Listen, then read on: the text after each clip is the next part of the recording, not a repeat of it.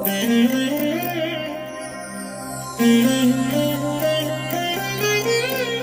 దినం పరము నుండి దిగివచ్చు మాట. ఇది నీ జీవితానికి వెలుగుల బాట. నీ ఒడిలో ఉంచబడిన దీవెనల మూట, అద్భుతాల ఆనంద ఊట. ఏప్రిల్ 5 సంవత్సరమంతా మీరు బైబిల్ చదివి ముగించడానికి ఈరోజు మీరు చదవవలసిన లేఖన భాగం ఉదయము 1 సమూయేలు గ్రంథం 1, 2 మరియు 3 అధ్యాయములు. సాయంత్రం లూకా సువార్త 8వ అధ్యాయము 26 నుండి 55వ వచనం వరకు. ప్రియమైన దేవుని బిడ్డలారా, ఈ ఉదయకాల సమయంలో ప్రభు కృప మీకు తోడై ఉండునుగాక. ఎలా ఉన్నారు? బాగున్నారు కదూ?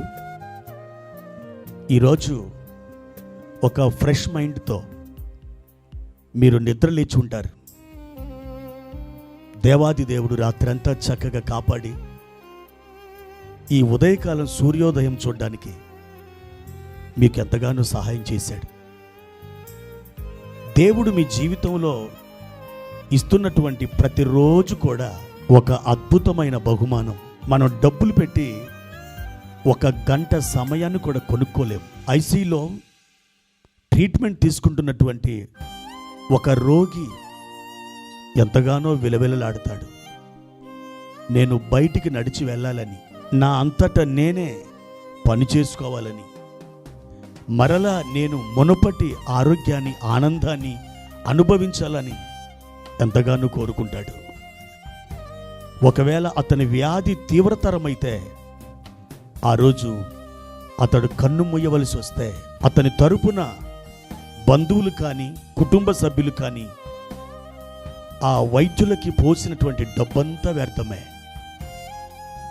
అతని కొరకు ఖర్చు చేసిన ఆ ధనం ఏమాత్రం అతని ప్రాణాన్ని కాపాడలేకపోయింది. ఈరోజు ఈ అద్భుతమైన సూర్యోదయాన్ని మీరు చూచారంటే వెలకట్టలేని ఆ బహుమానాన్ని దేవుడు మీకు ఇచ్చాడు అని అర్థం. మరి ప్రభువుకి కృతజ్ఞతాస్తుతులు చెల్లించారా? ఆయన సన్నిధిలో మోకాళ్ళుని ప్రార్థన చేసి ఆయన వాక్యాన్ని మీరు చదివారా? ఒకవేళ అది గనక మీకు జరగకపోతే ఈ ధ్యానం విన్న తర్వాత మీరు ప్రార్థించటం మొదలు పెట్టండి. ప్రియమైన దేవుని బిడ్డలారా, ఈరోజు ప్రభువారు మనకు ఏర్పాటు చేసిన వాక్య భాగాన్ని చదువుకుందాం. 91వ కీర్తన 15వ వచనం. అతడు నాకు మొర్రపెట్టగా నేను అతనికి ఉత్తరమిచ్చేదను.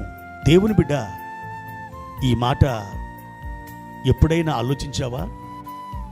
ఆయన అంటున్నాడు, అతడు నాకు మొర్రపెట్టగా నేను అతనికి ఉత్తరమిచ్చేదను. అతడు అనే మాట దగ్గర మీరు పేరు పెట్టుకొని చదవండి.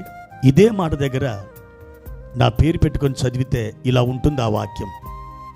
డేవిడ్ పాల్ మొరపెట్టగా నేను అతనికి ఉత్తరమిచ్చేదను. ఇలాగే మీ పేరు పెట్టుకొని చదవండి. మీరు అలా చదివినప్పుడు మీకు తెలియకుండానే మీ హృదయంలో ఒక విశ్వాసపు ఉప్పెన అది లేవడం మీరు చూస్తారు. మన దేవుడు మన ప్రార్థనలు ఆలకించువాడు, మనకు జవాబులు ఇచ్చువాడు, మనకు ఆశీర్వాదాలు తెచ్చువాడు.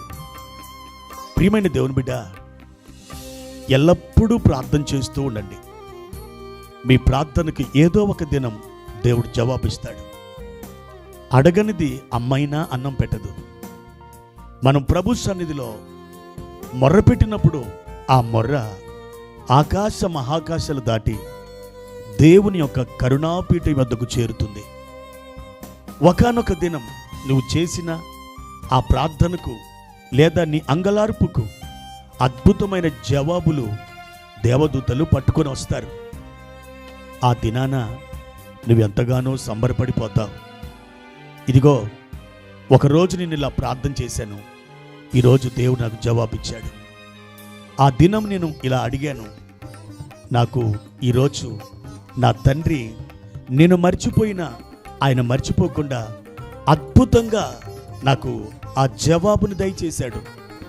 ఈ విధంగా నీవు సాక్ష్యం చెప్పడం నీ అనుభవంలో చూస్తావు. ప్రియ సహోదరి సహోదరుడా, ఎల్లప్పుడూ ప్రార్థించండి, ఎడతెగక ప్రార్థించండి. సమయమనక అసమయమనక మీరు దేవుని సన్నిధిలో మోకాలు వేసి ప్రార్థన చేస్తూ ఉండండి. దావీదు భక్తుడు కొన్నిసార్లు రాత్రి జాముల్లో ఆయన మేలుకొని 7 మారులు దేవుని స్తుతించేవాడట. ఆ విధంగా నువ్వు చేయకపోయినా కొన్ని ప్రత్యేకమైన పరిస్థితుల్లో దేవుని యొక్క బలిపీఠం దగ్గరికి వెళ్ళినప్పుడు తప్పకుండా ఆయనకి సహాయం చేస్తాడు. దేవుడు నీకు జవాబు ఇవ్వడమే కాదు, నీ ద్వారా నీ చుట్టుపక్కల వారికి ఆశీర్వాదపు తూములను విప్పుతాడు. నిన్ను బట్టి ఆయన నామం మహిమపరచబడుతుంది. నీవు దీవించబడటం మాత్రమే కాదు, అనేకులకు నీవు దీవెనకరంగా మారుతావు. అట్టి కృప దేవుడు నీకు దయచేయునుగాక. ప్రార్థన. పరిశుద్ధుడైన తండ్రి, ప్రేమ కలిగిన దేవా, ఈ ఉదయకాల సమయంలో మీకు కృతజ్ఞత స్తుతులు చెల్లిస్తున్నాం. అతడు నాకు మొర్రపెట్టగా నేను అతనికి ఉత్తరమిచ్చేదనని సెలవిచ్చావు. ఈ ఉదయం మీ పాదాల చెంత మొరపెట్టుచున్నాము నాయన. మీరు కనికరించండి.